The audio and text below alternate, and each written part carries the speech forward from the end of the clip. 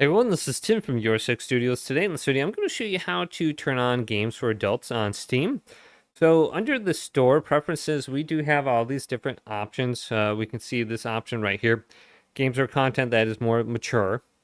We can check mark like these boxes that are wet, and it'll actually show us now on Steam. So games or content that are more explicit or graphic will be displayed. So just go to store or maybe community and make sure this is check mark right here, and then you should be able to see that. So we can go up to Steam and go to settings right here. And then on the right, let's go to account details.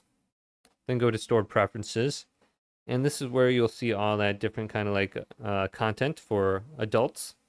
Right here, just go to store, check mark this, and you should be good to go. And it'll give you some examples for the products down here.